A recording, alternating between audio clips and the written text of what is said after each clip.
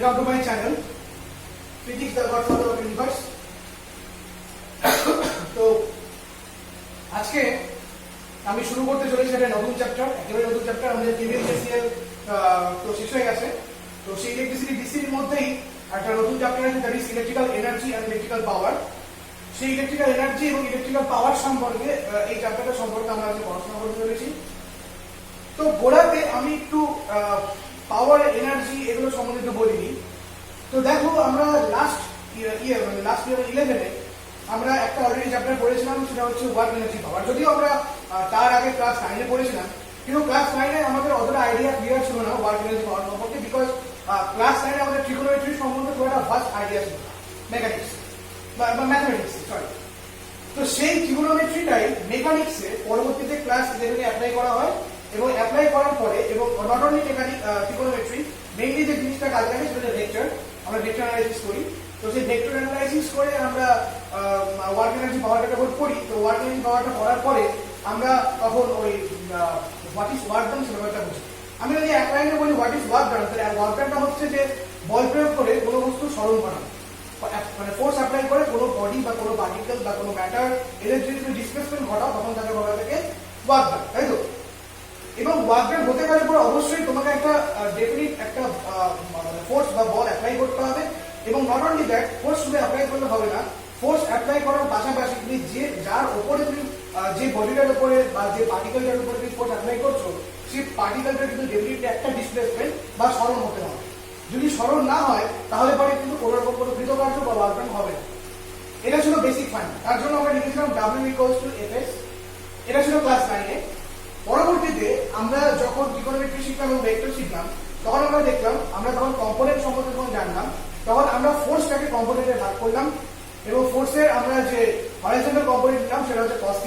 কারণ যদি আমরা ফোর্স একটা অ্যাপ্লাই করি, আমরা যে কোনো ফোর্স যে কোনো বডির উপর যখন অ্যাপ্লাই করি না, তখন একটা সার্টেন অ্যাঙ্গেল থাকে, মানে ওই মানে ভূমিতলের সাথে বা প্লেনের সাথে যে প্লেন বরাবর আমি ফোর্সটা অ্যাপ্লাই করছি বা সেই প্লেনের সাথে কিন্তু একটা ফোর্স একটা অ্যাঙ্গেল থাকে। এবং সেই অ্যাঙ্গেলটা থাকার দরুন কি হয়, সেই ফোর্সটা হচ্ছে দুটো কম্পোনেন্ট বা দুটো উপাংশে বিভক্ত হয়ে যায়। এবং একটি হয় সাইন কম্পোনেন্ট এবং একটি হয় কস কম্পোনেন্ট। এবং আমরা কস কম্পোনেন্ট বিকজ আমরা যে বডিটাকে আমরা মানে যে বডিটার উপর আমরা ফোর্স অ্যাপ্লাই করছি বা যে বডিটা ডিসপ্লেসমেন্ট হচ্ছে, তার হচ্ছে ভূমি বরাবর বা হরাইজন বরাবর যেহেতু আমাদের ওই ডিসপ্লেসমেন্টটা হয়, তার জন্য হরাইজন্টাল কম্পোনেন্ট আমরা নিই। এবং দেখা যায় হরাইজন্টাল কম্পোনেন্টটা সেটা হচ্ছে F cos θ। And that's why we write that F cos θ যদি F টা ফোর্স হয় আর যদি ডিসপ্লেসমেন্টটা S হয়, তাহলে আমরা লিখি F cos θ into S। গোটা বিষয়টাকে রাখা হয় W=Fs cos θ। That's why W=F dot, that is the dot product, তাই তো? তাহলে এটা হচ্ছে ওয়ার্ক ডান, যেটা সেটা ডট প্রোডাক্ট, তার ফোর্স আর ডিসপ্লেসমেন্ট এই দুটো কোয়ান্টিটি ডট প্রোডাক্ট হয়ে থাকে আমাদের সেই work done. And we know that dot product is a scalar product, তাই তো? Dot product is a scalar product, যেটা আমরা খুব ভালো করে জানি। That's why force R displacement এই দুটো ভেক্টর রাশি হওয়া সত্ত্বেও, এই দুটো ভেক্টর কোয়ান্টিটি হওয়া সত্ত্বেও, এদের প্রোডাক্ট যে ওয়ার্ক ডান সেটা কিন্তু এদের যে ডট প্রোডাক্ট যে ওয়ার্ক ডান সেটা কি হয়, স্কেলার রাশি বা স্কেলার কোয়ান্টিটি হয়ে যায়, যেটা আমরা ক্লাস 9 লেভেলে ছোটবেলায় পড়েছি। এবং ক্লাস 11 লেভেলে এটা কেন ওই F আর S ভেক্টর প্রোডাক্ট হওয়া সত্ত্বেও, ভেক্টর কোয়ান্টিটি হওয়া সত্ত্বেও কেন ওদের প্রোডাক্টটা স্কেলার হয়, আমি ওদের সেটা আমরা ভেক্টর পড়ার পরে খুব ভালো করে 11-এ শিখে গেছি। তো এই গেল কৃতকার্য বা ওয়ার্ক ডান। এবার ছিল পাওয়ার বা ক্ষমতা, যেটা হচ্ছে কার্য করার হারকে বলা ক্ষমতা। আমি পাওয়ারে আরো অনেক কৃতকার্য আরো অনেক কিছু আছে, অনেক কিছু যাচ্ছি না। যে নো ওয়ার্ক ডান ফোর্স তোমরা জানো দুরকম হয়, যদি কোনো রকম কোনো ডিসপ্লেসমেন্ট না হয় তাহলে পরে no work done force. And one more thing, যদি ওই থিটা অ্যাঙ্গেলটা যদি 90 ডিগ্রি হয় তাহলে পরে নো ওয়ার্ক ডান ফোর্স হয়, তাই তো? এবং দ্যাটস ওয়াই আমরা যখন সুটকেস জিনিস মানে হাঁটি, তখন আমাদের কিন্তু কোনো রকম কোনো কার্য হয় না, কারণ আমাদের সরণ এবং সুটকেস যে তুলছি যে বলের জন্য মুখটা, সেটা কিন্তু একটা বছর 90 ডিগ্রি মানে লাইক দিস, এইভাবে অ্যাঙ্গেল করে থাকে, এরকম 90 ডিগ্রি অ্যাঙ্গেল করে থাকে। এবং 90 ডিগ্রি অ্যাঙ্গেল করে থাকে বলে কিন্তু আমরা বলি this is the no work done force. যাই হোক, আরো অনেক রকম ওয়ার্ক ডান হয়, সেই সম্বন্ধে আমি যাচ্ছি না, আমি আমার মেইন টপিকে আসছি, মেকানিক্যাল ওয়ার্ক ডান। তারপরে আমরা যেটা বললাম সেটা হচ্ছে পাওয়ার, সেটা হচ্ছে কার্য করার হারকে বলা হয় ক্ষমতা, তাই তো? কার্য করার হারকে বলা হয় ক্ষমতা। The rate of change of work done is power. So W=P/T. The rate of what is power? Then W=P/T, or we can write the dPdt. Power P equals to, that is W/T, work done by time, that is P equals to what? dW/dt. আমি আবার বলছি, কৃতকার্য করার হারকে বলা হয়ে থাকে ক্ষমতা। ক্ষমতাকে যদি পি তে রাখা হয়, পাওয়ার যদি পি এ রাখা হয়, তাহলে আমরা নরমালি লিখতে পারি P equal to W by T or D W D, তাই তো? মানে কৃতকার্যের পরিবর্তন ডিভাইডেড বাই সময় পরিবর্তন, বা সময়ের সাথে কি কৃতকার্য পরিবর্তন বা কৃতকার্যের পরিবর্তনের হার, এটাকে আমরা বলেছি ক্ষমতা। অ্যান্ড নট অনলি দ্যাট, আমরা এটাও পাশাপাশি জানি যে শক্তি এবং ক্ষমতা দুজন একই, শক্তি এবং কৃতকার্য দুজন একই, তাই তো? এনার্জি আর ওয়ার্ক ডান দুটো একই জিনিস, আলাদা কিছু নয়। এবং পরবর্তীতে গতিশক্তি স্থিতিশীল পড়েছি।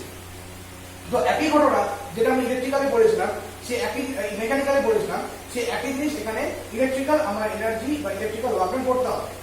বাট আমরা আগে ইলেকট্রিক্যাল এনার্জি বা ইলেকট্রিক্যাল ওয়ার্ক ডান আগে আমরা ইলেকট্রিক্যাল পাওয়ার বা ইলেকট্রিক্যাল এনার্জি আগে আমরা বলবো না। আগে আমরা ডিসকাস করবো যে টপিকটা নিয়ে, সেটা হচ্ছে জুল হিট ল। এই জুল হিট ল টপিকটা নিয়ে প্রথমে ডিসকাস করবো, তারপরে আমি অন্য জিনিসগুলো সম্বন্ধে পড়বো। সো লেটস স্টার্ট, চলো।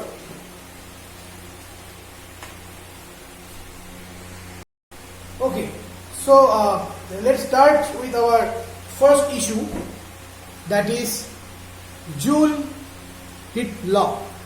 That is Joule heat law. Okay, fine. So কোনো আমরা জানি যে কোনো পরিবাহী বা কোনো ইলেকট্রিক্যাল মেশিন বা যে কোনো ইলেকট্রিক ডিভাইস যখন খুব বেশিক্ষণ ধরে চলে, তখন সেটা কিন্তু গরম হয়ে যায়। যেমন আমরা যদি টিভিতে অনেকগুলো টিভি দেখতে থাকি, পুরোনো টিভি বা যে কোনো টিভি হোক না কেন, বা অনেকের বাড়িতে পুরোনো টিভি আছে বা নর্মাল টিভি হোক, যে টিভি হোক না কেন, তো দেখার পরে যদি তোমরা টিভির গায়ে হাত দাও, তাহলে দেখবা টিভিটা কিন্তু গরম লাগে, তাই না? বেশ হিট বেরোয়। অথবা কোনো ফ্যান অথবা যে কোনো জিনিসপত্র, যে কোনো ইলেকট্রিক্যাল জিনিসপত্র যখন বেশ অনেক সময় ধরে চলে, তখন কিন্তু কি হয়, তখন কিন্তু বেশ একটা গরম লাগে, একটা ছাঁকা ব্যথা লাগে। কেন হয়? তার মানে যে কোনো পরিবাহীর মধ্য দিয়ে যখন তড়িৎ প্রবাহিত হয় একটা নির্দিষ্ট সময় ধরে, নির্দিষ্ট রোধের কোনো পরিবাহীর মধ্য দিয়ে নির্দিষ্ট সময় ধরে যখন কোনো নির্দিষ্ট মানের তড়িৎ প্রবাহিত হয়, তখন কি হয়, সেই পরিবাহীটি উত্তপ্ত হয়ে ওঠে, মানে পরিবাহীটির মধ্যে হিট জেনারেট হয়। তো সেই যে পরিমাণ হিট জেনারেট হয়, সেই জেনারেট হওয়া হিটটাকে যদি আমরা ক্যাপিটাল এইচ ধরি, এবং পরিবাহীর মধ্য দিয়ে যে তড়িৎ প্রবাহিত হচ্ছে সেটা যদি আই ধরা হয়, এবং পরিবাহীর রোধ যদি ক্যাপিটাল আর ধরা হয়, এবং পরিবাহীটির মধ্য দিয়ে যদি টি সময় ধরে, স্মল টি সময় ধরে তড়িৎ প্রবাহিত হয়, তাহলে জুলের তিনটে সূত্র এভাবে এক্সিস্ট করে। তো ফার্স্ট যে লটা দাঁড়াচ্ছে, জুল হিট লয়ের যে ফার্স্ট লটা যেটা দাঁড়াচ্ছে, সেটা হচ্ছে এরকম: একটি নির্দিষ্ট সময় ধরে নির্দিষ্ট রোধের কোন পরিবাহীর ক্ষেত্রে বা নির্দিষ্ট সময় ধরে যখন কোনো নির্দিষ্ট রোধের কোনো পরিবাহীর মধ্যে দিয়ে প্রবাহিত হয়, তখন কি হয়, পরিবাহীতে উৎপন্ন তাপ উক্ত পরিবাহীর তড়িৎ প্রবাহ মাত্রা বর্গের সমান হয়। আবার বলছি, একটি নির্দিষ্ট রোধের কোনো পরিবাহীর মধ্য দিয়ে যখন নির্দিষ্ট সময় ধরে কোনো তড়িৎ প্রবাহিত হয়, এবং সেই তড়িৎ প্রবাহের ফলে যে তাপ উৎপন্ন হয়, দেখা যায় সেই উৎপন্ন তাপ উক্ত পরিবাহীর মধ্য দিয়ে প্রবাহিত তড়িৎ প্রবাহ মাত্রার বর্গের সমান হয়। তো এখানে লিখেছি দেখো, H প্রপোর্শনাল টু, দেখো কি লিখেছি, H proportional to I square, যখন R এবং T constant. This the first. সেকেন্ডটা হচ্ছে, কোন পরিবাহীর মধ্য দিয়ে যখন নির্দিষ্ট সময় ধরে নির্দিষ্ট মানের বা একই মানে তড়িৎ প্রবাহিত হয়, তখন উক্ত পরিবাহীতে উৎপন্ন তাপ উক্ত পরিবাহীর রোধের সাথে সমানুপাতিক হয়, তাই তো? উক্ত পরিবাহীর রোধের সাথে সমানুপাতিক হয়। তার মানে কি দাঁড়াচ্ছে? তার মানে আমি আরেকবার বলছি স্টেটমেন্টটা, যখন কোনো নির্দিষ্ট পরিবাহীর মধ্য দিয়ে নির্দিষ্ট সময় ধরে নির্দিষ্ট মানের তড়িৎ প্রবাহিত হয়, তখন পরিবাহীর উৎপন্ন তাপ পরিবাহীর রোধের সাথে সমানুপাতিক হয়। That's why we can write that H proportional two R। আচ্ছা, একটু ফার্স্ট পার্ট এক্সপ্লেইন করি। যখন কোনো পরিবাহী রোধ এবং পরিবাহীর তড়িৎ প্রবাহ মাত্রা সময়টা যখন স্থির থাকে, এবং যখন তড়িতের ভ্যারিয়েশন, কিরকম, ধরো মনে করো কোনো একটা পরিবাহী আছে, তার রোধ মনে করো 5 ওহম, এবং সেই পরিবাহীর মধ্য দিয়ে মনে করো 2 ঘন্টা ধরে তড়িৎ যায়। এবার আমি দুরকম কারেন্ট বানাচ্ছি, দুটো ভ্যালু, একটা বানাচ্ছি মনে করো 10 অ্যাম্পিয়ার কারেন্ট, আমি আরেকটা বানাচ্ছি মনে করো 50 অ্যাম্পিয়ার কারেন্ট। সাপোজ জাস্ট ভাবার জন্য বললাম, জাস্ট ইমাজিন করা থাকে। তো 5 ওহম রেজিস্ট্যান্স ওয়ালা কোনো একটা পরিবাহী, তার মধ্যে 2 ঘন্টা ধরে যখন প্রথমে 10 অ্যাম্পিয়ার মানে কারেন্টটা যাবে, তখন সেই পরিবাহীটা যতটা উত্তপ্ত হবে, যখন ওই একই সময় ধরে একই রোধওয়ালা পরিবাহীর মধ্য দিয়ে যখন তোমার বেশি মানের কারেন্ট, মানে 50 অ্যাম্পিয়ার মানের যখন কারেন্টে যাবে, তখন অনেক বেশি উত্তপ্ত হবে, তাই তো? এবং এটা স্কয়ার রুল ফলো করে যাবে। নেক্সট টপিকে আসি, same amount of current same time. মনে করো 10 অ্যাম্পিয়ার মানে তড়িৎ প্রবাহিত হচ্ছে, 10 অ্যাম্পিয়ার মানে তড়িৎ প্রবাহিত হচ্ছে, সে 10 অ্যাম্পিয়ার মানে তড়িৎ কি হয় 2 ঘন্টা ধরে কোনো পরিবাহের মধ্যে দিয়ে প্রবাহিত হচ্ছে। এবার দুটো পরিবাহ, একটা পরিবাহের রোধ হচ্ছে 5 ওহম, একটা পরিবাহের রোধ হচ্ছে 50 ওহম। 5 ওহমের মধ্য দিয়ে যত ইজি 5 ওহমের পরিবাহীটা যত বেশি গরম হবে তার থেকে বেশি গরম হবে 50 ওহমের পরিবাহীটা, কারণ ওই 50 ওহমের পরিবাহীর মধ্য দিয়ে কিন্তু কারেন্টটা ইজিলি যেতে পারছে না কিন্তু, এবার যেহেতু পারছে না তার জন্য কিন্তু বেশি গরম হয়ে যাচ্ছে, তাই না? যখন কোনো একটা লোকজন সাধারণত কি হয়, তুমি ব্যাপারটা এইভাবে চিন্তা করো, মনে করো তুমি কোনো তীর্থস্থানে গেছো, এবার তীর্থস্থানটা যখন ফাঁকা থাকবে, ঘুরতে যদি হোক এসব কোনো মন্দিরের সঙ্গে দর্শনে গেছো তুমি, তখন তোমার যদি কোনো লাইন টাইন না থাকে, ঠিকঠাক যদি কোনো ভিড় না থাকে, তখন তুমি কিন্তু খুব সহজে ঢুকে গিয়ে ঠাকুর দর্শন করে চলে যেতে পারো, কোনো গ্যাস হবে না, কোনো ঝামেলা হবে না, কিছু হবে না। এবার মনে করো একটা হিউজ অ্যামাউন্ট অফ মব, একটা হিউজ অ্যামাউন্ট অফ পিপল মনে করে চলে আসে, এবং তখন চারিদিকে তখন security guard, bodyguard, police নিয়ে তো তোমাকে চারিদিকে আটকে দিই, যেটা যেটা যেটা খুব ভালো মতন বলতে যায় পুজো দেখতে, পুজোর প্যান্ডেল দেখতে তোমরা ঢোকো, তখন কি হয়, যখন যে পুজো মণ্ডপে, এটা তোমরা ভালো বলবে, যে পুজো মণ্ডপে বেশি ভিড় হয় সেই পুজো মণ্ডপে কি করে ব্যারিকেড করে দেওয়া হয়, তাই তো? ব্যারিকেড করে একটা লটে ঢুকিয়ে দেওয়া হয়।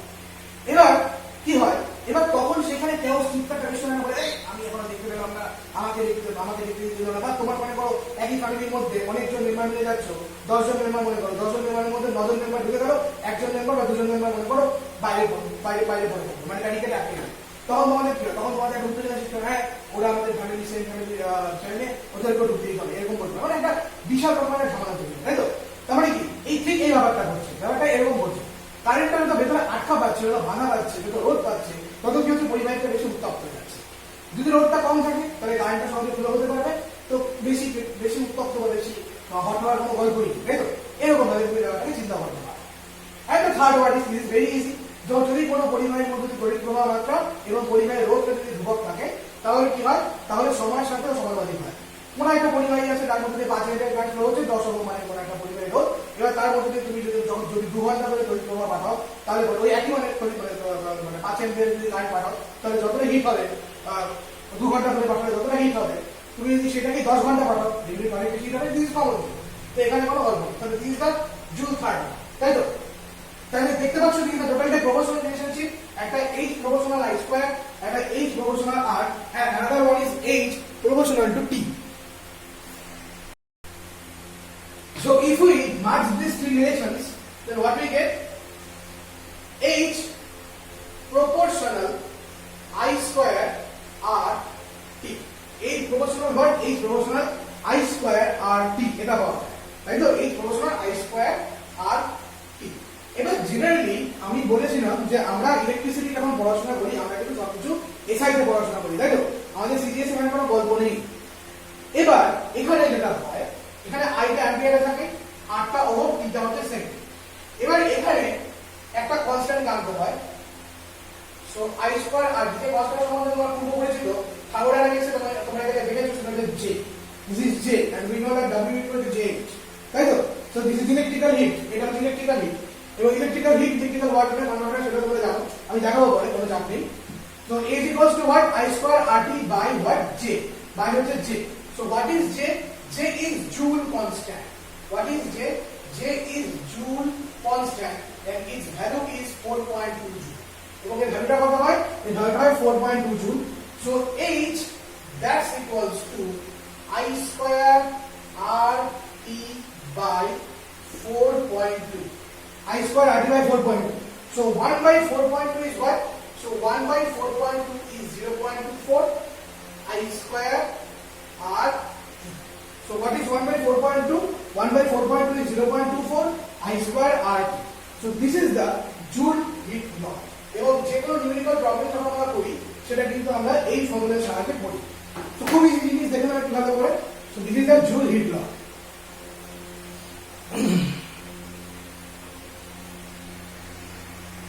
Okay.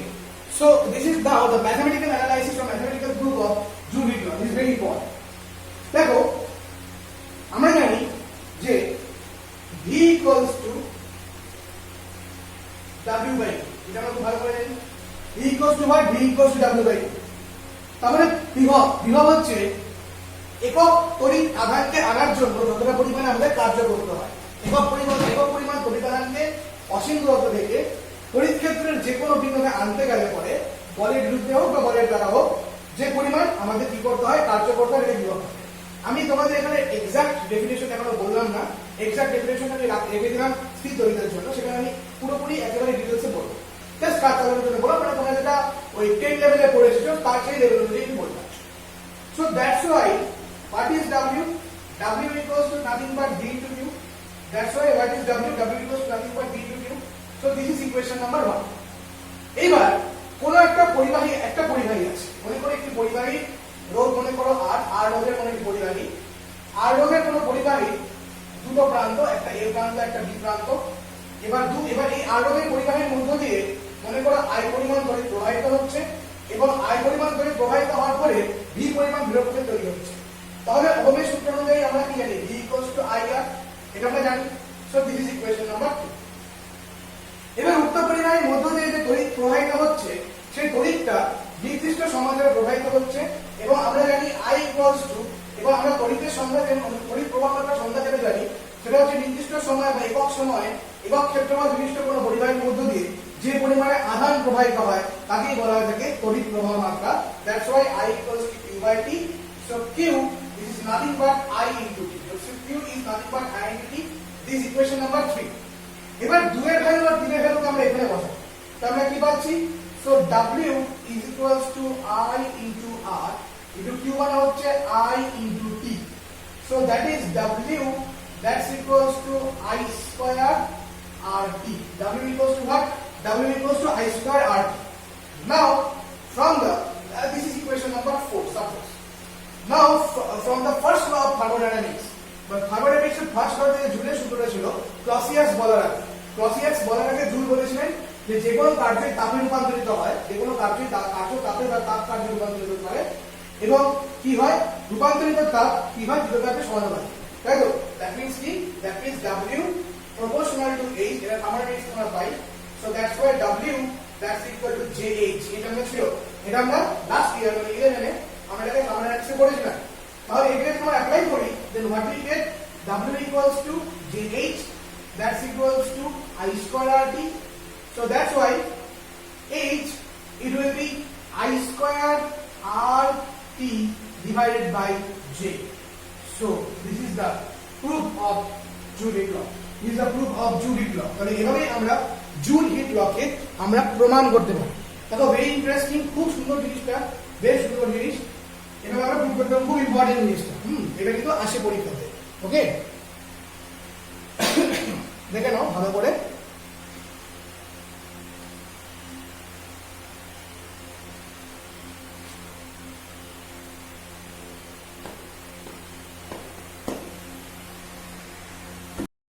Okay, now the another form of Joule heat law. জুলের তাপীয় সূত্রের অন্য রূপ। দেখো আমরা অলরেডি দেখলাম যে H that's equals to I square RT by J. It equals to I square RT by J. মানে আমরা এখানে জুলের সূত্রে দেখলাম কারেন্ট, রেজিস্ট্যান্স আর টাইমের রেসপেক্ট। এবার ওহমের সূত্র অনুযায়ী আমরা জানি যে V equals to IR. So that's why I equals to V by R. এটা আমরা জানি I equals to what? I equals to V by R. এবার এটাকে যদি আমরা এখানে বসাই তাহলে কি দাঁড়াচ্ছে?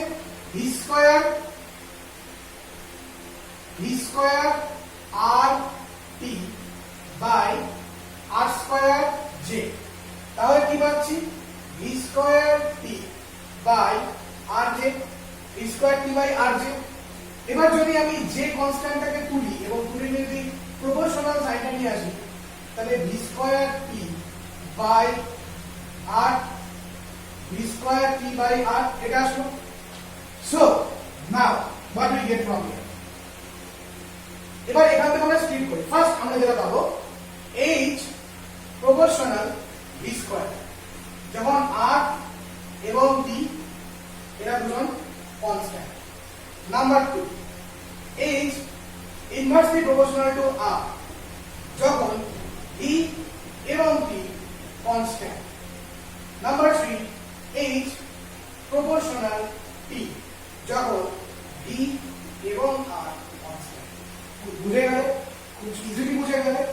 এটা এক্সপ্লেনেশন করার মানে আমার অত বলার ডিটেলস দরকারই নেই, কারণ এটা এতটাই ইজি।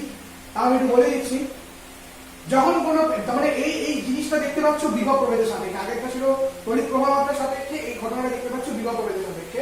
তো বিভব প্রভেদের সাপেক্ষে যদি আমরা জুল হিট লক এক্সপ্লেন করি, তাহলে দেখা যাচ্ছে প্রপোর্শনাল ভি স্কয়ার যখন আর এবং টি ধ্রুবক, মানে কোন পরিবাহীর দু প্রান্তের বিভব প্রভেদের সাথে কি হয় সেটা প্রপোর্শনাল হয় এই পরিবাহীর উৎপন্ন তাপটা। তাই তো বিভব প্রভেদ যত বাড়বে, বিভব প্রভেদ যত বাড়বে তত বিভব উৎপন্ন তাপের মান তত বাড়বে ডেফিনেটলি। এবার যদি বিভব প্রভেদ কোনো পরিবাহী যদি বিভব প্রভেদ ধ্রুবক থাকে, তাহলে ধ্রুবক বিভব প্রভেদে যেটা হচ্ছে সেই ধ্রুবক বিভব প্রভেদে এই প্রপোর্শনাল 1/r, তার মানে রোধের মান যত কম হবে না, রোধের মান যত কম হবে তত কি হবে, পরিবাহী উৎপন্ন তাপের মানটা বৃদ্ধি পাবে। দেখতে পাচ্ছ, রোধের মান যত কম হবে পরিবাহী উৎপন্ন তাপের মান বৃদ্ধি হবে, রোধের মান যত বেশি হবে পরিবাহী উৎপন্ন তাপের মানটা তত কিন্তু কম হবে। এটা হচ্ছে গল্প। And the third one is a proportionality, মানে ডেফিনেটলি যখন টাইমের সাথে প্রপোর্শনাল, সময় যত বাড়বে, যত সময় বাড়বে তত পরিবাহী উৎপন্ন তাপের মান বৃদ্ধি পাবে। তো এটা হচ্ছে জুল হিট ল, এটা হলো জুল হিট ল, আমরা দেখলাম another form of joule heat law. Okay fine, লিখে নাও।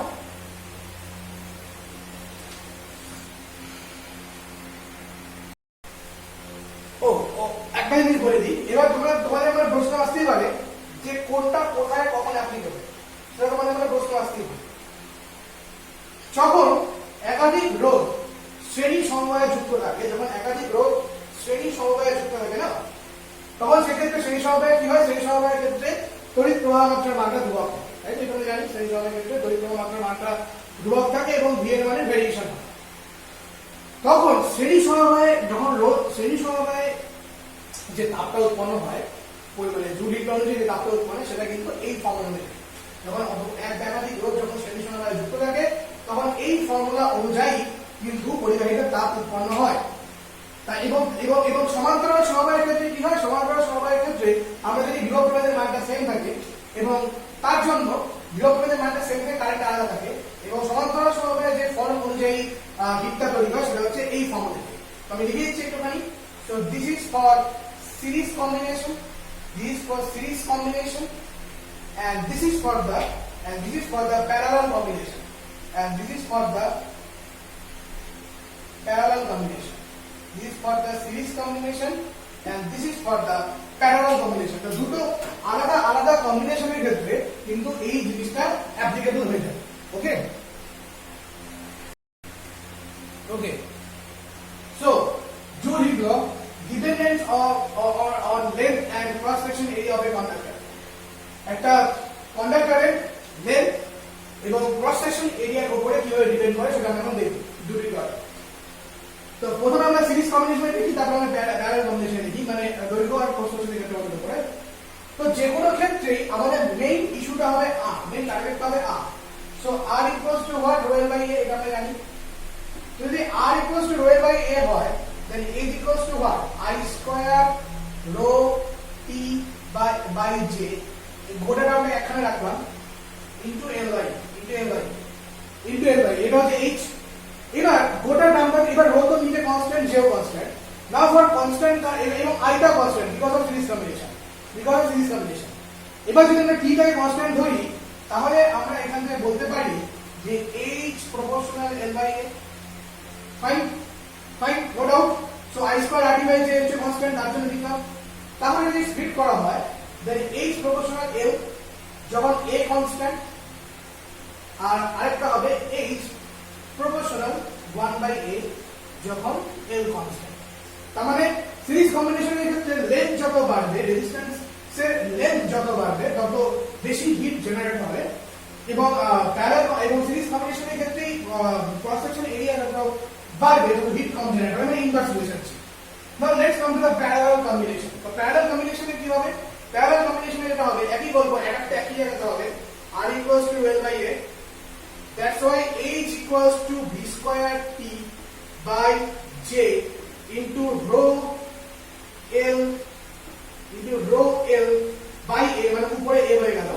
এবার আমরা জানি প্যারালাল কম্বিনেশনে কি হবে, প্যারালাল কম্বিনেশনের ক্ষেত্রে আমরা জানি V square T, V তো কনস্ট্যান্ট, এটা আমরা জানি, T তো অলরেডি কনস্ট্যান্ট, J ও constant, that's why we can write that H proportional A by L.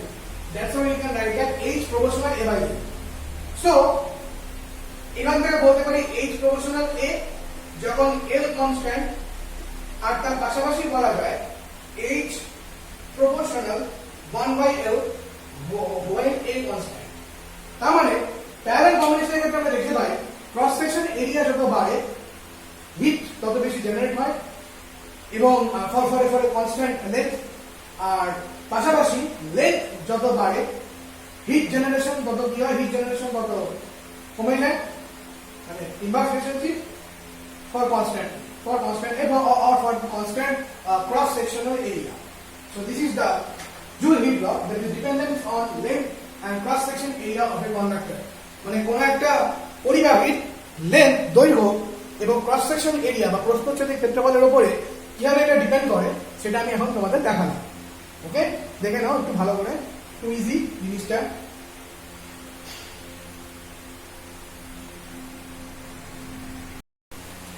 ওকে, এবার আমি যেটা করতে চলেছি সেটা হচ্ছে লাস্ট টপিক আমাদের, that is principle of least heat বা ন্যূনতম তাপের সূত্র। দেখো দেখেছি কোন তড়িৎ বর্তনীর বিভিন্ন শাখায় তড়িৎ এমন ভাবে বিভক্ত হয় যাতে বর্তনীতে উৎপন্ন মোট তাপের পরিমাণ ন্যূনতম হয়। আমরা বলছি কোন তড়িৎ বর্তনীর বিভিন্ন শাখায়, মানে এখানে দেখো দুটো প্যারালাল কম্বিনেশন কানেক্টেড, বলছে তড়িৎ মানে কারেন্টটা এমন ভাবে বিভক্ত হচ্ছে, I1 I2 এমন ভাবে বিভক্ত হচ্ছে যাতে বর্তনীতে উৎপন্ন মানে ওভারঅল সার্কিটে যে হিটটা তৈরি হবে সেই হিটটা একেবারে লিস্ট হয় বা কম হয়, খুব কম হয়, হ্যাঁ ন্যূনতম হয়, সেই ব্যাপারটা সেই অনুযায়ী কি হয় কারেন্টটা ডিভাইড হয়। কারণ যদি কারণ তড়িৎ যদি এমন ভাবে বিভক্ত হয়ে গেল যাতে করে হচ্ছে তুমি দেখতে পেলে প্যারালাল কম্বিনেশনের কারেন্টটা এমন ভাবে বিভক্ত হয়ে গেল তুমি দেখতে পেলে যে কারেন্ট মানে খুব বেশি বেশি হিট তৈরি হচ্ছে। তুমি যদি বেশি বেশি হিট তৈরি হয় তাহলে পরে কি হবে, তাহলে পরে তোমার সার্কিটটা ড্যামেজ হওয়ার সম্ভাবনা থাকে। তো সেইটা ঘটনাটা ঘটে না, ওরা এমন ভাবে নিজেদেরকে ডিভাইড করে বা ভাগ করে যাতে করে কি হয় বর্তনীতে উৎপন্ন তাপের পরিমাণটা ন্যূনতম হয় বা মিনিমাম হয়।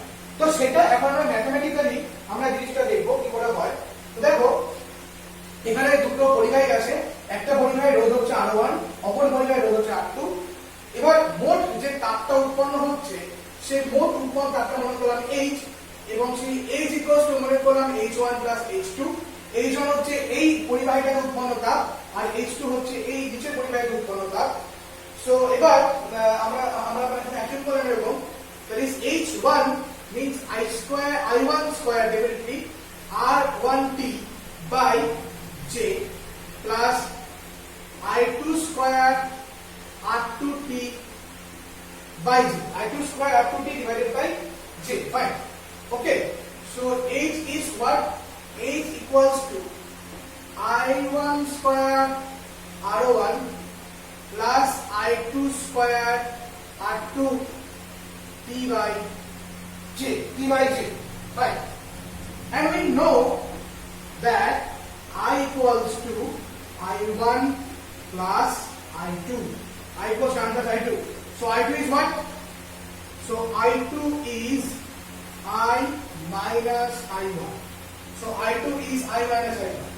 So H equals to I1 square R1 plus I2 মানে I minus I1 তার whole square R2 into T by J, into যেটা হবে সেটা T by J. Fine? Okay. So now what happens? Okay, fine. So H is equals to 1 by J, is equals to 1 by J I1 square R1 T, I1 square R1 T plus I minus I1 তার whole square R2 T। এই কি জায়গা ভেতরে ঢুকে দিলাম, দেখো এই জায়গায় রাখো, একটা ভালো ক্যালকুলেশন আছে, ক্যালকুলেশন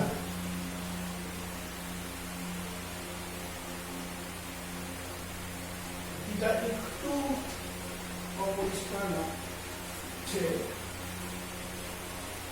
ওকে R2 T।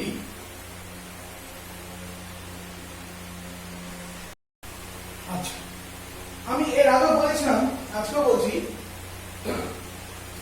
ম্যাথমেটিক্সে ক্যালকুলাসে তোমাদের খুলে দেবে অ্যাপ্লিকেশন বলে একটা পার্ট আছে, সেই অ্যাপ্লিকেশনে ম্যাক্সিমা মিনিমা বলে একটা জিনিস চ্যাপ্টার আছে, এবং মোস্ট প্রবাবলি এরকম একটা অঙ্ক আমি ইয়েতে হ্যাঁ ইয়েস মনে পড়েছে লাস্ট দিন আমি কেভিএল কেসিএল এরকম কোনো একটা অঙ্ক আমি করিয়েছিলাম ম্যাক্সিমাম মিনিমাম টাইপের এরকম একটা প্রবলেমই করিয়েছিলাম হ্যাঁ তো কোনো কিছু ম্যাক্সিমাম কোনো ভ্যালু কখন ম্যাক্সিমাম হচ্ছে কখন মিনিমাম হচ্ছে এবং কোন ভ্যালুর জন্য যেটা ম্যাক্সিমাম হচ্ছে বা মিনিমাম হচ্ছে সেটা বার করার টেকনিক আছে টেকনিকটা হচ্ছে এরকম তোমাকে এখানে ফাংশনটা হচ্ছে এইচ এবার এইচ এর তোমার লিস্ট ভ্যালু বা মিনিমাম ভ্যালু বার করতে হবে প্রথমে যেটা করতে হয় সেটা হচ্ছে ফার্স্ট অর্ডার ডেরিভেটিভ প্রথমে ফার্স্ট অর্ডার ডেরিভেটিভ করলে পরে যদি গোটা টার্মটা প্রথমে ফার্স্ট অর্ডার ডেরিভেটিভ করলে পরে যদি গোটা টার্মটা গ্রেটার দেন 0 বা পজিটিভ আসে তাহলে বুঝতে হবে তোমার এখানে কি হবে তোমার এখানে জিনিসটা হচ্ছে যেটা হয়েছে সেটা হচ্ছে মিনিমাম ভ্যালু তাহলে জিনিসটা মিনিমাম আমি আবার বলছি এই ফাংশনটাকে যদি আমরা ফার্স্ট অর্ডার ডেরিভেটিভ করি ফার্স্ট অর্ডার ডেরিভেটিভ করলে পরে ডেরিভেটিভের ভ্যালুটা যদি পজিটিভ আসে বা গ্রেটার দেন 0 আসে তখন বুঝতে হবে যে হ্যাঁ যে এইচ এর কোনো একটা এইচ এর এই ভ্যালুটা কোনো একটা নির্দিষ্ট মানের জন্য এইচ এর ভ্যালুটা হয়ে থাকে মিনিমাম যদি ডেরিভেটিভ করার পরে ভ্যালুটা লেস দ্যান 0 আসে অর্থাৎ নেগেটিভ আসে তাহলে পরে বুঝতে হবে যে এইচ এর কোনো একটা ফাংশন আমরা একটা ডেরিভেটিভ টি এর রেসপেক্টে ডেরিভেটিভ করব বুঝতেই পারছো আমরা টি এর ভিডিও দিয়েছি তো টি এর কোনো একটা সার্টেন ভ্যালুর জন্য এইচ এর মানটা হয়ে থাকে ম্যাক্সিমাম এবার কোন ভ্যালুর জন্য মিনিমাম হবে না ম্যাক্সিমাম হবে সেটা বোঝার জন্য আমরা কি করি সেটা বোঝার জন্য আমরা সেকেন্ড অর্ডার ডেরিভেটিভ টেস্ট করি আমি আরেকবার একটু বলি ভালো করে এবার একটু বলি তাহলে তোমাদের বুঝতে সুবিধা হবে প্রথমে এখানে ডিপেন্ডেন্ট ফাংশনটা হচ্ছে টি দেখি বুঝতে পারছো তোমাকে কি করতে হবে টি এর রেসপেক্টে একে ডেরিভেটিভ করতে হবে ফার্স্ট অর্ডার ডেরিভেটিভ এবার টি এর রেসপেক্টে ফার্স্ট অর্ডার ডেরিভেটিভ করে সেই ফার্স্ট অর্ডার ডেরিভেটিভটাকে ইকুয়াল টু 0 করতে হবে ওকে ভালো কথা ইকুয়াল টু 0 যদি করো তাহলে তুমি দেখতে হবে টি এর একটা ডেরিভেটিভ ভ্যালু এবার কি করতে হবে এবারে টি এর ডেরিভেটিভ ভ্যালুটা তুমি রাখো এবার আবার এই ফাংশনটাকে মানে যেটা ফার্স্ট অর্ডার ডেরিভেটিভ করে তুমি যেটা পেয়েছিলে সেটাকে তুমি একবার সেকেন্ড অর্ডার ডেরিভেটিভ করো সেকেন্ড অর্ডার ডেরিভেটিভ করলে পরে সেকেন্ড অর্ডার ডেরিভেটিভ করার পরে টি এর যে ভ্যালুটা তুমি ফার্স্ট অর্ডার যেটা পেলে সেটা বসিয়ে দাও বসানোর পর তুমি যদি কি হয় তুমি যদি দেখো যে রেজাল্টটা মাইনাসে আসছে অর্থাৎ লেস দ্যান 0 হলো তাহলে ঘটনাটা হচ্ছে এরকম যে টি এর একটা নির্দিষ্ট মানের জন্য কি হয় ওর ভ্যালুটা হয় ম্যাক্সিমাম এই এইচ এর ভ্যালুটা ম্যাক্সিমাম আর যদি উল্টো হয় যদি সেকেন্ড অর্ডার ডেরিভেটিভটা গ্রেটার দেন 0 আসে তাহলে তোমাকে বলতে হবে টি এর একটা নির্দিষ্ট মানের জন্য ওই এইচ এর মানটা যেটা হয়ে থাকে সেটা হচ্ছে মিনিমাম এই হচ্ছে কথা এবার কেন এই কেস সেই কেসের এক্সপ্লেনেশনটা তোমাদের যিনি ম্যাথ করাবেন যে স্যার তোমাদের ম্যাথ করাবেন তিনি তোমাদের এক্সপ্লেনেশন দিবেন আমি এই মুহূর্তে এক্সপ্লেনেশন দিচ্ছি না টাইম ওয়েস্ট হবে জাস্ট এইটুকুনি মনে রাখো প্রথমে ফার্স্ট অর্ডার ডেরিভেটিভ সেটা ইকুয়াল টু 0 করে যে ভ্যালুটা পাবো সেই ভ্যালুটাকে সেকেন্ড অর্ডার ডেরিভেটিভ বসাতে হবে বসানোর পর টেস্ট করতে হবে যদি দেখি যে মাইনাস আসলো তারপরে ম্যাক্সিমাম যদি আসে প্লাস আসলো তাহলে পরে সেটা হয় মিনিমাম এটা হচ্ছে গল্প তো ফার্স্ট কাজ আমাদের অন্তত করতে হবে না আমাদের শুধুমাত্র দেখতে হবে যে কি হয় মানে 0 আসে না সেটা আমাদের দেখতে হবে এটা হচ্ছে প্রায়োর ক্লাস তো এট ফার্স্ট আমরা যেটা করব সেটা হচ্ছে ডেরিভেটিভ করলাম বলছে কি হয় 1/j থাকলো এবার আমরা জানি i কিন্তু t এর ফাংশন r কিন্তু এখানে r1 থেকে constant but i is the function of t i হচ্ছে ফাংশন অফ t তো যেহেতু i টা ফাংশন অফ t তার জন্য আমাদের এখানে কি করতে হবে আমাদের i স্কয়ার যেহেতু বসে আছে তার জন্য 2 i1 এই টার্মটা আসবে তার জন্য 2 i1 r1 এই টার্মটা আসলো আর dt অফ t হচ্ছে 1 নো ডাউট স্কয়ার টার্ম আছে বলে আমরা এখানে কি করতে পারি স্কয়ার টেনশন আমরা এরকম ভাবে শিখেছো অঙ্কে এবার এখানে হোল স্কয়ার টার্ম আছে দ্যাটস রাইট 2 ইনটু কি হচ্ছে i i1 এবার আবার ডেরিভেটিভ হবে ওর একটা ডেরিভেটিভ হবে তো ওর যদি আরেকবার ডেরিভেটিভ হয় তাহলে পরে কি হবে তাহলে পরে i1 এর সামনে d অফ i1 মানে একটা মাইনাস সাইন এখানে চলে আসলো ওকে এখানে মাইনাস সাইন চলে আসলো ডেফিনেটলি তো r2 আর dt অফ t কত dt অফ t হচ্ছে 1 এখানে চলে আসলো so this is the first order derivative তো আমরা এখানে যেটা পাচ্ছি সেটা হচ্ছে dh dt that's equals to 1/j 2 i1 r1 minus 2 what is i minus i1 is i2 so 2 i2 r2 so 2 i2 r2 এবার আমি কি বললাম যে dh dt K equal to 0 করতে হবে আচ্ছা হ্যাঁ এখানে ঘটনা হচ্ছে ন্যূনতম মানে ব্যাক কেস মানে কি রকম তোমাকে দেখতে হবে, তোমাকে ডিএসডিটি ইকুয়াল টু 0 এই ঘটনাটাকে আনতে হবে। তোমাকে ডিএসডিটি ইকুয়াল টু 0 এই ঘটনাটাকে আনতে হবে। ওকে, দেখো খুব ভালো জিনিসটা, ছবিতে যদি ভালো করে ফলো করো, ডিএসডিটি ইকুয়াল টু 0 কিন্তু এখানে ইজিলি চলে আসবে। কি হবে, মানে কনস্ট্যান্ট, মানে হিটটা কনস্ট্যান্ট করে দেবো এখানে। ঘটনাটা কি হবে, আমি এখানে দেখো লিস্ট হিট, মানে লিস্ট হিট কথাটা মানে হচ্ছে খুব কম মানে হিট তৈরি করতে হবে, এবং আমি আরেকভাবে যদি বলি তাহলে একটা কনস্ট্যান্ট মানে হিট তৈরি হবে। আচ্ছা, this is in parallel combination. Parallel কম্বিনেশনের ক্ষেত্রে প্যারালাল কম্বিনেশন ভোল্টেজটা সেম থাকে, তাই না? মানে VA মাইনাস VB টা সেম থাকে। তো VA minus VB equals to V, এটা আমরা জানি, and this V is nothing but I1R1 and this also nothing but I2R2, এটা আমরা জানি। V equals to what? I1R1, that's equal to I2R2। যদি শর্তটা এখানে অ্যাপ্লাই করি, এই যে I1R1 equals to I2R2, এই শর্তটাকে এখানে অ্যাপ্লাই করি, তাহলে আমরা এখানে 0 পাচ্ছি না? তাহলে DSDT কি হয়ে গেল? DSDT equal to 0, এটা তো লিস্ট হওয়ার শর্ত, এটাই তো লিস্ট হওয়ার শর্ত। যে কোনো কিছু লিস্ট হওয়ার শর্তই হচ্ছে এটা, যে কোনো কিছু লিস্ট বা মিনিমাম হওয়ার শর্তটাই হলো এটা, যে তার টাইমের রেসপেক্টে ডেরিভেটিভটা কি হয়ে যায়? 0 হয়ে যায়। এবং টাইমের রেসপেক্টে কোনো কিছু ডেরিভেটিভ 0 হয়ে যাওয়া মানে তার অরিজিনাল ভ্যালুটা কি হয়ে যাওয়া? কনস্ট্যান্ট হয়ে যাওয়া। তার অরিজিনাল ভ্যালুটা কি হয়ে যাওয়া? কনস্ট্যান্ট হয়ে যাওয়া। তাহলে এটাই হলো প্রিন্সিপাল অফ লিস্ট হিট, এটাই হলো প্রিন্সিপাল অফ লিস্ট হিট। খুব ইম্পর্টেন্ট জিনিসটা, ভালো করে দেখো, দারুণ জিনিস। ম্যাক্সিমাম মিনিমাম যেটা বললাম সেভাবে করা যেত, কিন্তু জিনিসটা অনেকটা বড় হতো, তো তার জন্য আমি এটা করলাম না। আমাকে তো প্রিন্সিপাল অফ লিস্ট হিট বার করতে পারছি না। তো আমি আরেকবার বলছি, কোনো কিছু লিস্ট মানেই হচ্ছে ডিএসডিটি, সেই জিনিসটার ডেরিভেটিভটা 0 হয়ে যাওয়া। লিস্ট মানে হচ্ছে সেই জিনিসটা তোমাকে এখানে লিস্ট হিট বার করতে হবে। যদি হিটটা লিস্ট হয় বা মিনিমাম হয়, তাহলে আমরা মোটাটা হচ্ছে তার যে ডেরিভেটিভ ভ্যালু, ডিফারেন্সিয়েটিং যে ভ্যালুটা উইথ রেসপেক্ট টু টাইম, সেটাকে যদি আমরা 0 করে দিতে পারি, তাহলে সেটা আমরা লিস্ট হিটে পেয়ে যাবো। তার জন্য কি করলাম, তার জন্য x কে প্রথমে ফার্স্ট অর্ডার ডেরিভেটিভ করলাম, নিয়ে আসলাম, আনার পর ওই I মাইনাস I1 এর জায়গাতে আমরা কি করলাম? I2 বসিয়ে দিলাম। এবার আমরা জানি যে প্যারালাল কম্বিনেশনের ক্ষেত্রে কি হয়, প্যারালাল কম্বিনেশনের ক্ষেত্রে আমরা জানি ভোল্টেজটা সেম থাকে এবং সেম ভোল্টেজ থাকে, এবং এই শর্তটাকে ইউজ করলাম যে V minus V equals to I1R1 that's equal I2R2। যেহেতু I1R1 ইকুয়ালস টু I2R2 এই শর্তটাকে যদি ইউজ করি দিই, তাহলে পরে আমরা কি পাচ্ছি? তাহলে পরে আমরা পাচ্ছি যে DSDT equal to 0 and H equals to constant. Okay, তো আজকে আমাদের ওই জুল হিট ল সংক্রান্ত যে টপিকটা, সেই জুল হিট ল সংক্রান্ত টপিকটা আমাদের শেষ হয়ে গেল। ওকে, বিভিন্ন ফর্ম দেখলাম আমরা কি রকম হয়, সিরিজ কম্বিনেশনে কোন ফর্মটা ইউজ করা যায় সেটা দেখলাম, প্যারালাল কম্বিনেশনে কোন ফর্মটা ইউজ করা যায় সেটা দেখলাম, প্লেন ক্রস সেকশন এরিয়ার উপর কি রকম ডিপেন্ডেন্স থাকে সেটাও দেখলাম, এবং লাস্ট যেটা দেখলাম সেটা হলো লিস্ট হিট প্রিন্সিপাল বা নূতন সূত্র। আমি সূত্রটা লিখে দিয়েছিলাম, তোমরা লিখে নিয়েছো আশা করি। আজকে তোমাদের এই চ্যাপ্টার থেকে আমার একটা বিশেষ প্রশ্ন, খুব ইম্পর্টেন্ট, আমাকে কমেন্ট বক্সে অবশ্যই আনসারটা চাই, অবশ্যই কমেন্ট বক্সে আনসারটা দেবে নিচে। সেটা হচ্ছে হোয়াট ইজ প্যাসিভ রেজিস্ট্যান্স। আমি আবার বলছি, হোয়াট ইজ প্যাসিভ রেজিস্ট্যান্স, নিষ্ক্রিয় রোধ বলতে কি বোঝো? হোয়াট ইজ প্যাসিভ রেজিস্ট্যান্স আর নিষ্ক্রিয় রোধ বা অকার্যকর রোধ বলতে কি বোঝো? তার আনসারটা আমার কমেন্ট বক্সে অবশ্যই চাই। আমি দেখতে চাই। আমার মোটামুটি আজকে ভিডিওটা, আজকের মধ্যে ভিডিওটা ছেড়ে দিচ্ছি। আমার আগামী কালকের মধ্যে আমি তোমাদের বলছি এই আনসারটা অবশ্যই দিয়ে দেবে আমাকে, যে what do you mean by passive resistance, এটা আমি জানতে চাই। বেশ, তো নেক্সট দিন আমি শুরু করব electrical power and electrical energy, এটাতে শুরু করব। আশা করি নেক্সট ভিডিওতে আমি থিওরি কমপ্লিট করতে পারবো, আশা রাখছি আমি। দেখা যাক কি করা যায়, সেটা ডিপেন্ড করছে কতদূর কি করা যায় তার উপরে, একদিনে কতটা জানা যায় তার উপরে। আমি আশা করছি নেক্সট দিন থিওরি পার্ট শেষ করে দেবো, এবং তারপর ভিডিওতে, তারপরে একটা বা দুটো ভিডিওতে আমি এর যত মানে জুল হিট লও থেকে শুরু করে ইলেকট্রিক্যাল পাওয়ার পর্যন্ত যত নিউমেরিক্যালস আছে, সেটা যেই লেভেল হোক বা এক্স লেভেল হোক, সমস্ত অঙ্ক একটা বা দুটো ভিডিওর মধ্যে আমি শেষ করার চেষ্টা করবো। আর এই 14 উইকের মাঝেই আমি তোমাদের 3টে অঙ্ক, 10টা অঙ্কের মধ্যে আমি 3টে অঙ্ক সলিউশন দিয়েছি এবং একটা অঙ্ক হোমওয়ার্ক দিয়েছিলাম, খুব ইজি। আমি পরে বলে দিয়েছিলাম কি করে করতে হয়। আইজি যে আমি ম্যাট্রিক্স লেভেল থেকে আইজি ভ্যালুটা বের করেছিলাম, সে আইজির ওখানে জাস্ট ভ্যালুগুলোকে পুট করলে পরেই আনসারটা বেরিয়ে যাবে, এটা আমি বলেছিলাম।